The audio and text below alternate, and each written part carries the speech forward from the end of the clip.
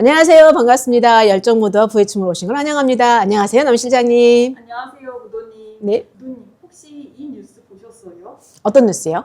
2026년부터 방 한 개만 있어도 합법이래요. 생숙에 대한 기사 보신 거죠? 2026년 1월에 매경에서 실제 뉴스가 떴던 걸 저도 봤었는데요. 원래 생숙은 30개 이상 돼야지 실제 숙박업이 가능한데 생숙 한 개만 있어도 실제 에어비앤비 가능하다는 뉴스 보신 거죠? 네, 맞습니다. 그럼 저도 에어비앤비 시작할 수 있는 걸까요? 그럼 지금부터 그걸로 에어비앤비를 가능할지 못할지에 대한 부분들을 간단하게 한번 쉽게 알아볼까요? 무도님, 생숙이 정확히 뭔지, 아파트랑 다른 건지 알려주실 수 있을까요? 네네. 실제 생숙이라는 거를 좀 설명하기 전에 간단하게 여러분들한테 한번 알려드릴 게, 만약 우리 제주도 여행을 갔어요. 그럼 보통 어디에 머무시죠? 호텔에 머무시죠. 네. 그렇죠. 호텔에 가면 일단 침대가 있고, 화장실이 있고, 그리고 세탁 서비스도 가능하고, 그리고 러닝할 수 있는 짐도 있고, 그렇잖아요. 네. 수영장도 있고. 근데 대신 주방은 없으시죠. 네. 맞아요. 근데 또 우리가 아파트에 가면 뭐 운동할 수도 없고 수영장도 없지만 실제 세탁실도 있고 주방도 있고 그렇게 생활할 수 있잖아요.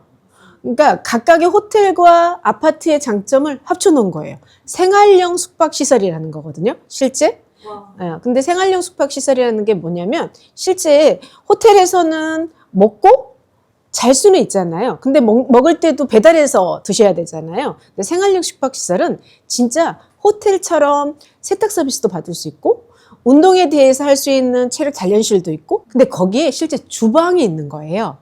주방이 있으면서 거기서 음식을 해 먹을 수 있는 그래서 생활형 숙박이라는 거죠. 그럼 다른 이름도 있을까요? 생숙은 생활형 숙박시설이라고 했잖아요. 그래서 우리가 보통 레지던스 호텔이라고 하거든요. 영어로 그대로 번역해서 그것도 있고 서비스드 레지던스라는 부분도 있고요. 그 다음에 생활용 호텔이라는 부분으로 많이 불리기도 하는데 보통은 생숙이라고 하고요. 레지던스라고 많이 쓰이기도 합니다. 그럼 아파트나 오피스텔이랑 가장 다른 점이 어떤 걸까요? 실질적으로 아파트는 주택이시잖아요. 그렇죠? 그리고 오피스텔은 실질적으로 사무나 주거가 가능한 오피스와 실제 아파트를 합쳐놓은 그 용어잖아요. 근데 생활형 주택, 즉 생숙은 살 수가 없어요. 가장 큰 게 숙박이에요. 주거가 안 돼요. 2026년에 뭐가 바뀐 건가요? 실질적으로 생활형 숙박시설이 숙박업으로서 실제 영업 허가를 받으려면 30개 정도의 생숙이 있어야 되거든요. 그러니까 그 건물 안에 30개 정도의 생숙이 있으면서 위탁으로 그 생숙, 즉 생활형 숙박시설을 운영하는 거였거든요. 근데 이번에 2026년 1월에 난 신문기사를 보면 한 개만 있어도 숙박업으로 등록을 해준다는 거예요. 그게 가장 큰 변화죠. 그러면 그 호텔처럼 프론트 데스크가 있어야 되는 건가요? 그렇죠. 기본적으로 생활형 숙박시설에는 그러니까 생활형 호텔이잖아요. 그러니까 프론트도 있어야 되고요. 실제 호텔처럼 꾸며져도 있어야 되는데 신문 기사에 의하면 실질적으로는 딱 한 개만 있어야 되는데 근데 프론트 데스크가 없을 수도 있잖아요. 실질적으로는 여러분 키오스크 아시죠? 자동으로 본인이 셀프 체크인을 하는 키오스크가 있을 수도 있고요. 또는 어떤 앱을 깔아서 체크인에 대한 프론트 데스크 역할을 대신하는 것일 수도 있고요. 그리고 실제 저희가 지킬 수도 있긴 해요. 오프라인으로. 근데 그런 부분들에 있어서는 아직 자세하게 공고된 바가 없으니까 한 3월 정도에 구체적으로 보시면서 이건 좀 추적을 해봐야 되지 않을까 싶어요. 그러면 지금의 변화가 계속해서 이어지는 건 아니고 변화될 수도 있는 건가요? 실질적으로 이게 어떤 법이 바뀌는 건 아니고요. 특례라는 걸 받는 거거든요. 실제 과기부에서 어떤 제도가 나오면 그 제도를 준수하기에는 너무 좀 사회가 받아들이기 좀 부담이 되는 거예요. 그랬을 때 특례 조항이라는 걸 줘서 약간 유예 기간을 두거든요. 예를 들어 30개 생활형 숙박시설이 모여야지 숙박업이 가능하다고 했잖아요. 근데 30개가 안 모일 수도 있고 또 분양받은 생숙이 10개만 있을 수도 있는 거고 5개만 있을 수도 있는 거잖아요. 그래서 그런 대상자를 좀 고려하는 의미로 한 개 이상만 있어도 생활형 숙박시설이 가능해, 숙박업이 가능해라고 해줬잖아요. 그런 걸 특례라고 하거든요. 근데 특례는 영원한 법이 아니에요. 2년 동안만 유예하다가 2년 후에 다시 판단을 하거든요. 이게 실질적으로 효과가 있는지 없는지 그런 걸 특례라고 하거든요.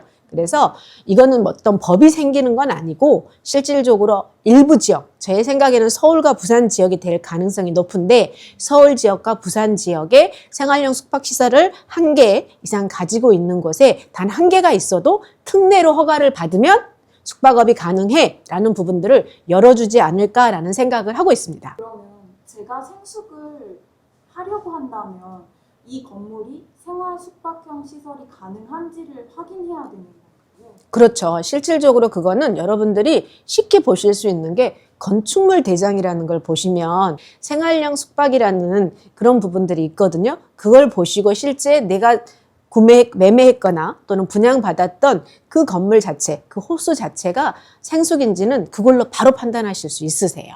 그럼 위치는 어떻게 정해야 될까요? 여러분 숙박이잖아요. 숙박업을 하시는 거잖아요. 에어비앤비가 가능하신 거면 외국인이 오실 거잖아요. 그럼 저희 기존의 유튜브에서 말씀드렸듯이 입지에 대한 부분이 제일 중요하죠. 관광지하고 가까워야 돼요. 제가 관광지하고 전혀 상관없는 산골에 뭐 생숙이 있다고 해서 에어비앤비를 오픈할 수는 없잖아요. 그래서 첫 번째 관광지, 두 번째는 외국인들이 쉽게 오는 게 제가 뭘 타고 온다고 그랬죠? 지하철을 타고 오기 때문에 지하철 근처인데 그것도 특히 어떤 철도? 공항철도로 타고 오는 그 라인에 있는 게 좋다고 하셨잖아요. 그래서 관광지이냐, 공항철도 라인이냐. 세 번째는 또 명소가 있어요. 관광지이면서도 또 명소인 것이 뭐 낙산공원이라던가 그런 곳 있잖아요. 롯데월드라던가 이런 부분들이 하면 더 좋죠. 왜? 외국인들이 그 유명지로 오는 거니까 그런 부분들. 그리고 네 번째 우리가 보통 입지를 보실 때 안전한 곳이냐를 보잖아요. 실제 뭐 우범지역도 아니고 너무 시끄럽지 않으면 좋은 거죠. 그리고 다섯째는 실질적으로 편의시설에 대한 얘기를 했던 거 기억하실 거예요. 무슨 소리냐면 생숙은 근데 대부분 굉장히 시설이 호텔급으로 좋긴 해요. 그렇지만 뭐 빨래방이라던가 또 편의점이라던가 근처에 뭐 음식이나 차를 마실 수 있는 그런 편의시설이 있으면 굉장히 좋죠. 운영을 시작할 때 너무 자신이 없을 것 같기도 한데 도움을 받을 수 있는 방법이 있을까요? 생활형 숙박시설은 아무래도 그게 호텔처럼 운영이 되던 것이다 보니까 위탁을 하시는 것이 굉장히 많아요. 그래서 제가 직접 하는 경우도 있지만 위탁 업체에 맡겨서 하는 경우가 있거든요. 근데 이 위탁을 할 때 한 가지 굉장히 주의하실 게 있으세요. 한 3가지 정도. 일단 이 위탁업체가 믿을만 해야 되잖아요. 왜냐하면 저의 숙박시설을 그분한테 위탁해서 맡기니까 일단은 거기가 믿을만한 재무적인 상황이라던가 그리고 운영을 잘 하고 있는지를 잘 보시는 부분이 꼭 필요하고요. 두 번째는 이제 위탁을 맡기게 되면 제 대신 일을 해주니까 일정의 수수료를 드릴 거잖아요. 그 비용도 뭐 10에서 25%까지 다양하거든요. 그래서 그 적정성에 대한 부분들을 보시면서 그걸 주셔도 이익이 남는지를 보셔야 돼요. 세 번째에 대한 부분들은 이 위탁업체가 실제 관리에 대한 부분들, CS나 이런 부분들을 굉장히 원활하게 잘 하고 있는지 평가 부분도 꼭 보셔야 돼요. 그러면 자금은 어느 정도 준비해야 될까요? 생활형 숙박시설은 근데 이 작은 부분에 있어서는 좀 다양하게 판단을 할 수 있는데 첫 번째는 제가 이미 분양을 받아서 갖고 있는 경우 또는 임대를 해야 되는 경우가 있거든요.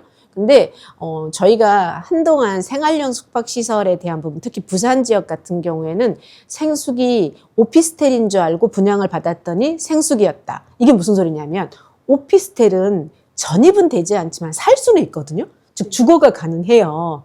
그렇잖아요. 근데 생숙은 주거를 하면 그 생숙의 분양비, 즉 매매가의 10%씩을 매년 페널티로 내거든요. 네, 그래서 실질적으로는 주거를 할 수가 없었어요. 근데 그걸 모르고 받으셨던 분들은 매년 그 과태료를 내셨단 말이죠. 그렇죠? 그래서 실질적으로 이게 내 집이었냐 아니었냐의 중요성보다는 실제 투자금이 내 집이었을 경우에는 거의 2억에서 5억까지. 왜냐하면 생숙은 원룸이 아니에요. 원룸도 있고요. 우리 호텔 가면 원룸도 있고 투룸도 있고 쓰리룸도 있잖아요. 그렇듯이 생숙도 본인의 그 숙소의 규모에 따라서 금액이 엄청 많이 달라요. 두 번째는 세금에 대한 부분이 실제 취득세가 비싸요. 주거가 아니다 보니까 4.6% 정도 들고요. 그리고 세 번째는 대출이 잘 안 돼요. 왜냐하면 사는 곳이 아니잖아요. 주택이 아니잖아요. 그러다 보니까 실제 대출이 좀 어려워요. 그래서 그런 부분들로 보시면 일단은 내가 자본금이 좀 되면 2억에서 5억 정도? 뭐 원룸이냐 투룸이냐 쓰리룸이냐 포룸이냐에 따라서 다르겠죠. 그래서 그 자본금이 그렇게 든다고 보시면 될 것 같고, 두 번째는 임차를 했을 때에 대한 부분인데, 그 임차는 일단은 그 시중가에 대한 부분들로 좀 차이가 나지 않을까 싶어요. 근데 임차도 하나 보셔야 될 게, 에어비앤비는 제가 직접 운영하고 그 수수료를 제외하고 또 월세 제외하고 운영비 빼고 나머지는 수익이잖아요. 근데 이 생숙은 위탁 운영을 한다고 말씀을 드렸잖아요. 그러다 보니 위탁 운영비가 10%에서 25%까지 실제 더 드는 거거든요. 그랬을 때 과연 내가 월세 내고 공과금 내고 위탁 운영비 내고도 클리닉비 내고도 남을 건지는 좀 수익에 대한 계산을 꼼꼼히 해보시기를 권합니다. 나는 해도 될지 하면 안 되는 건지 좀 고민이 많아질 것 같은데 네. 어떤 사람이 생숙을 하는 것이 현명할까요? 투자해도 되는 사람은 실질적으로 이미 매매해서 가지고 계신 분들, 현금이 넉넉해서 가지고 계신 분들이 있죠. 그래서 부산 광안리에 30개 호실이 안 돼서 숙박업으로 못 돌리고 계셨던 그런 건물들이 있을 거예요. 그런 분들은 바로 하시면 되고요. 두 번째는 숙박업으로만 돌릴 수 있는 분, 그리고 실제 바로 뭐 매매해서 단타고 이런 게 아니라 장기로 투자할 수 있는 분 있죠. 그런 분들은 충분히 가능하실 것 같아요. 투자하지 말아야 될 분은 여기서 실제 가장 큰 거는 이 생숙이 한계가 열렸다고 해서, 즉 이게 가장 좋은 게 뭐냐면, 이 생활형 숙박시설을 왜 에어비앤비를 고민하시던 분이 귀가 번쩍 뜨이냐면 전입이 필요가 없잖아요. 즉 명의라는 게 필요 없고 바로 호텔에 하나의 방을 제가 분양받아서 30개가 아니어도 숙박업을 할 수 있고 에어비앤비에 등록할 수 있는 장점이 있는 거잖아요.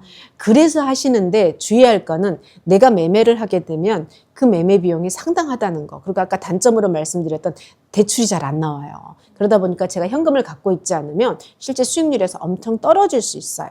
그래서 투자하지 말아야 될 분은 일단 현금의 여력이 없어서 매매가 불가능하신 분이나, 또 하나는 수익률이 한 3, 4% 정도? 많아서 5% 정도의 수익률을 타겟하신다고 하면 괜찮겠지만 5% 이상, 10% 이상 수익률을 보신다면 이걸 하시면 안 될 것 같고, 또 세 번째는 반대로 장기 투자가 아니라 단기 운영을 해서 빠르게 수익을 내고 싶으신 분도 하시면 안 될 것 같아요. 정리해서 말하면 생숙은 장점도 분명하지만 단점도 분명하기 때문에 투자를 할 거면 조금 신중하게 해야 되는 거네요.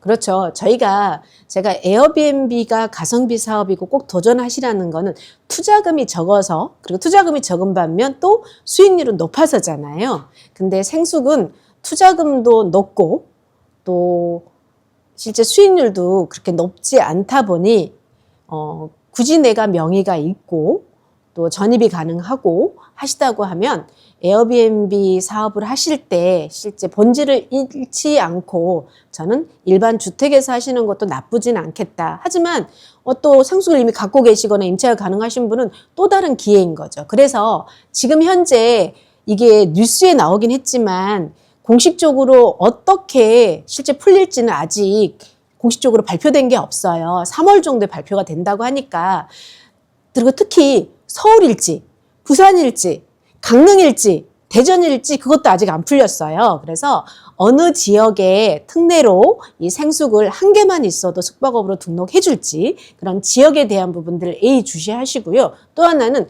그럼 생숙이라는 게 원래 호텔이니까 프론트 데스크도 있어야 되고 뭔가 호텔에 준한 것들이 다 있었어야 되는데, 그런 것들을 어떻게 간소화하고 내가 갖출 수 있는지에 대한 부분들을 실제 예의주시해서 보시고 나서 결정하셔도 늦지는 않을 것 같아요. 근데 이제 저희가 이렇게 블로그나 카페에 먼저 이렇게 유튜브에 제가 말씀을 드리다 보니까 어제 벌써 임장을 다녀오신 분도 있으시더라고요. 근데 저는 조금 더 추이를 보시는 것도 하나의 방법이 아닐까 싶습니다. 에어비앤비는 분명히 매력적인 사업임에 틀림이 없지만 저희는 돈을 벌기 위해서 부를 갖고 싶어서 하는 사업이시잖아요. 그래서 어떤 사업이든 꼼꼼하게 수익률 따져보시고 법에 대한 부분 잘 검토하셔서 시작하셨으면 좋겠습니다. 여러분들을 언제나 응원하고, 그리고 저와 함께 부의 춤을 추는 그날까지 화이팅입니다.